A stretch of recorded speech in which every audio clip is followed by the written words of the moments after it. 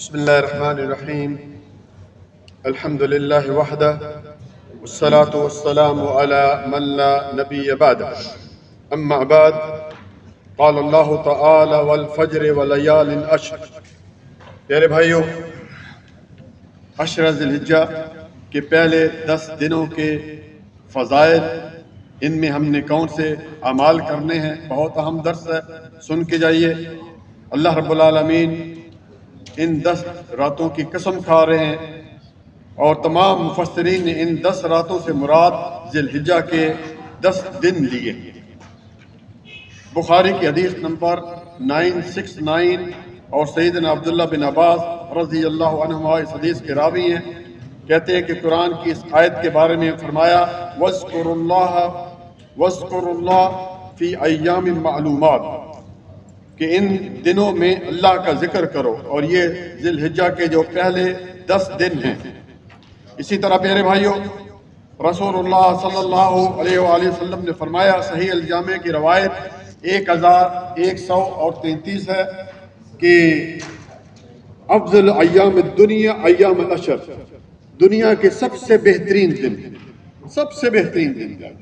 اور یہ دن جو ہے یہ ذی الحجہ کے پہلے 10 دن۔ اسی طرح صحیح البخاری سیدنا عبداللہ بن عباس رضی اللہ عنہ اس حدیث کے راوی فرماتے ہیں، رسول اللہ صلی اللہ علیہ وآلہ وسلم نے فرمایا، ما من ایام العمل الصالح فیہا احب الی اللہ من هذه الایام، کہ ان دنوں کی عبادت اللہ تعالیٰ کو سب سے زیادہ پسند ہے۔ کسی نے سوال کر لیا، ولا جہاد فی سبیل اللہ، جہاد سے بھی افضل ہے؟ فرمایا، ولا جہاد فی سبیل اللہ الا رجلا خرج بنفسه وماله فلم يرجو من ذلك بشيء، الا یہ کہ ایک شخص جہاد پہ گیا، اپنی جان بھی دے دی اور اپنا مال بھی دے دیا، وہ تو افضل ہے، لیکن جو شخص جہاد کر کے بھی واپس آ گیا، ان 10 دنوں کی عبادت سب سے زیادہ افضل ہے پیارے۔ اسی طرح پیارے بھائی آگے چاہتے ہیں، ان دنوں میں ایک دن ہے عرفہ کا دن۔ صحیح سنن ابن ماجہ میں سید عائشہ رضی اللہ تعالی عنہا بیان کرتی ہیں کہ رسول اللہ صلی اللہ علیہ وسلم نے فرمایا کہ اللہ تعالیٰ عرفہ کے دن سب سے زیادہ لوگوں کو جہنم کی آگ سے آزاد کرتے ہیں، اور اللہ تعالیٰ جو ہے بندوں کے بالکل قریب ہوتا ہے، فرشتوں سے جو ہے وہ کیا اظہار فخر کرتا ہے کہ دیکھو کس طرح لوگ پراگندے بال اس طرح جو ہے وہ مٹی میں آئے ہوئے ہیں، بالکل ظاہر ہے آپ کو پتہ ہے مینا میں ہیں، پھر مزدلفہ ہے، پھر عرفات میں ہیں۔ اسی طرح پیارے بھائی آگے چلتے ہیں، ان دنوں میں 10 ذی الحجہ کا دن یعنی عید الاضحیٰ کا پہلا دن، قربانی کا دن، اس کے بارے میں نبی صلی اللہ علیہ وسلم نے فرمایا، مسند احمد کی حدیث نمبر 4027 اور 19,075 ہے، سیدنا عبداللہ بن کرت رضی اللہ تعالیٰ عنہ اس حدیث کے راوی ہیں، رسول اللہ صلی اللہ علیہ وسلم نے فرمایا، اعظم الایام عند اللہ یوم النحر ثم یوم الکرب، کہ اللہ تعالیٰ کے یہاں سب سے عظمت والا دن یوم النحر ہے، عید کا پہلا دن، 10 ذی الحجہ کا دن، اور اس کے بعد دوسرا دن یوم القرب، یہ ذی الحجہ کا جو دوسرا دن ہے یعنی 11ویں ذی الحجہ۔ اسی طرح پیارے بھائیوں آگے چلتے ہیں، ان 10 دنوں میں ہم نے کون سے اعمال سر انجام دینے؟ اب پتہ چل گیا کہ ہم ان دنوں کی عبادت اللہ تعالیٰ کو سب سے زیادہ پسند ہے، تو اب ان دنوں میں ہم کون سے اعمال کریں؟ اس میں سب سے پہلے میرے بھائیوں وہ یہ ہے کہ تکبیرات ہیں، اٹھتے بیٹھتے تکبیرات پڑھتے رہے، اللہ اکبر اللہ اکبر اللہ اکبر لا الہ الا اللہ اللہ اکبر اللہ اکبر وللہ الحمد،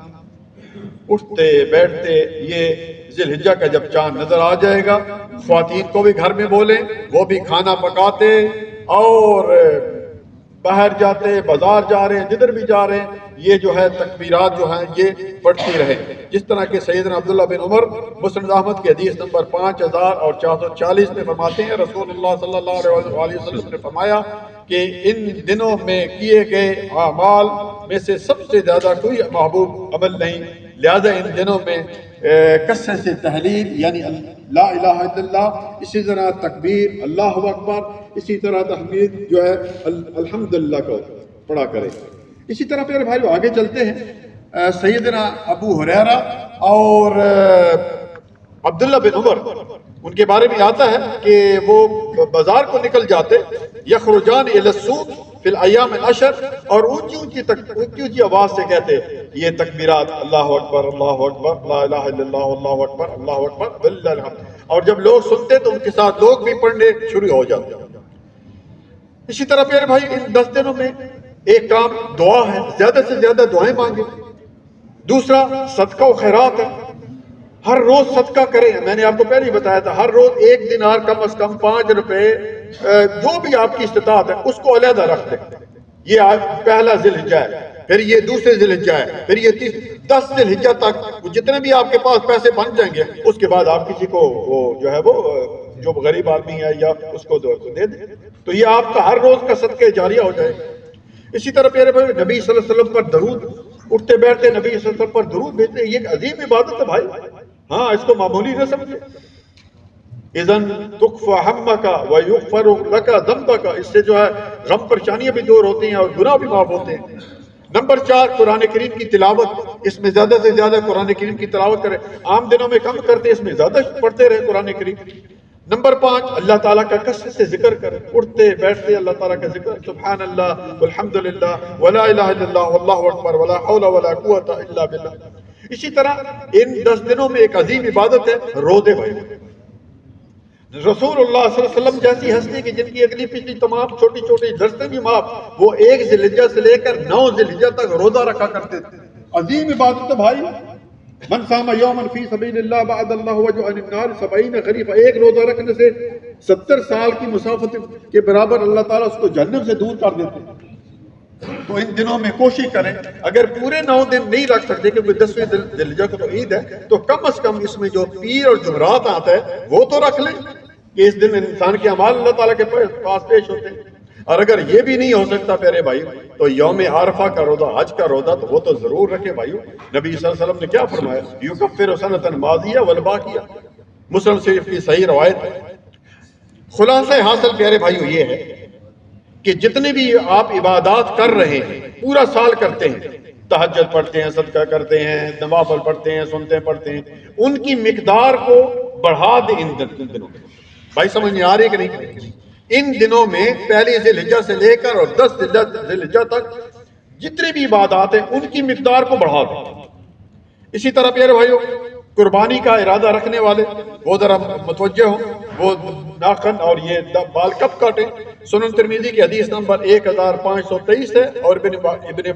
حبان کی حدیث نمبر 5897 ہے۔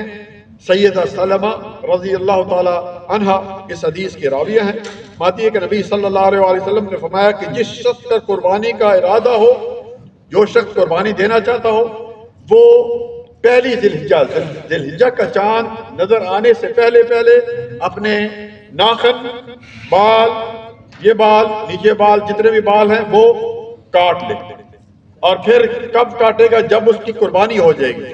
بہت سارے لوگ یہ سمجھتے ہیں کہ جب عید کا چاند نظر آ گیا بس اس کے بعد اب ہدایت نہیں، اگر آپ کی قربانی چوتھے دن ہے، تیسرے دن ہے، پھر بھی آپ بال اپنی قربانی کے بعد کاٹیں گے۔ بھائی سمجھ میں آگے بات۔ اسی طرح آگے چلتے ہیں، بس میرے خیال میں اس بات تو مکمل ہو چکی ہے کہ قربانی، اور ایک قربانی کے بارے میں ایک بات سن لیجئے کہ ایک گھر سے جو ہے وہ ایک قربانی ہے، خواہ اس گھر میں 100 آدمی بھی رہتے ہیں، ایک چولہا ہے، سب کھا پکا رہے ہیں وہاں پہ، تو جو ہے وہ ایک قربانی ان پر واجب ہے اگر استطاعت ہے تو۔ اگر وہ کوئی زیادہ دینا چاہتے ہیں تو زیادہ دے سکتے ہیں، لیکن اگر اس کے مطلب بیٹے ہیں وہ علیحدہ رہتے ہیں، اپنے انہوں نے گھر لیے ہوئے ہیں، علیحدہ کھاتے پکاتے ہیں، تو پھر ہر جو شخص ہے وہ قربانی جو ہے وہ دے گا۔ اللہ تعالیٰ سے دعا ہے کہ اللہ تعالیٰ ہمیں عمل کرنے کی توفیق عطا فرمائے۔ پیارے بھائی فرصت ہے، کتنے ہمارے رمضان چلے گئے، کتنے ذی الحجہ کے دن چلے گئے، کم از کم یہ جو دن آ رہے ابھی سے نیت کر لیں کہ ہم نے ان 10 دنوں میں بالکل یکسو ہو کر جو ہے وہ، دیکھیے امام ابن تیمیہ رحمہ اللہ فرماتے ہیں کہ پورے سال میں بہترین سب سے افضل راتیں رمضان کی راتیں ہیں عبادت کے حساب سے، کیونکہ اس میں ایک رات ہے خیر من الف شہر، 1000 مہینوں سے بہتر، اور دنوں میں سب سے بہترین دن یہ دن ہے کیونکہ اس میں بہت ساری عبادات جمع ہوئی ہیں۔ مثلا اس دن میں ان میں روزے ہیں، ان میں صدقہ و خیرات ہے، ان میں قربانی ہے، ان میں ایک عظیم جو ہے وہ رکن ہے حج۔ تو اس لیے ان 10 دنوں کی عبادت اللہ تعالیٰ کو بہت پسند ہے۔ اور دیکھیں میرے بھائی، جو لوگ حج پہ چلے گئے وہ تو ماشاءاللہ مزے لوٹ رہے ہیں، رحمتیں لوٹ رہے ہیں، ہاں عمرہ کر رہے ہیں، مزدلفہ عرفات جا رہے ہیں۔ اس کے بدلے میں ہمیں اللہ تعالیٰ نے جن لوگوں کو حج نہیں جا سکے، اللہ تعالیٰ نے یہ 10 دن دے دیں تاکہ آپ اپنے مقام پر آپ گھر میں بیٹھے ہوئے آپ جو ہے زیادہ سے زیادہ سنتے ہیں، نوافل پڑھیں، صدقہ و خیرات کریں۔ اللہ تعالیٰ سے دعا ہے کہ اللہ تعالیٰ ہمیں عمل کرنے کی توفیق عطا فرمائے۔ جزاک اللہ خیر، بارک اللہ فیک۔ کسی کا سوال ہے تو پوچھ سکتا ہے۔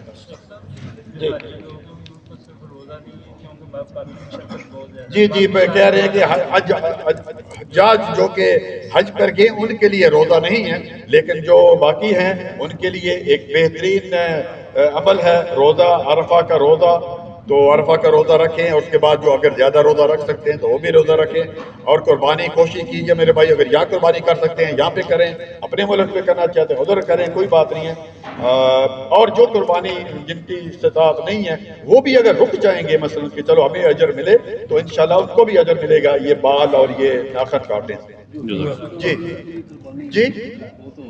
جو فوت ہوگی علیحدہ سے، دیکھیں ہمیں یہ چیز نہیں ملتی کہ علیحدہ سے بھی جیسے میرے والدین فوت ہو گئے میں علیحدہ سے قربانی کروں، لیکن جو قربانی میں کر رہا ہوں ان میں زندوں کو بھی اور جو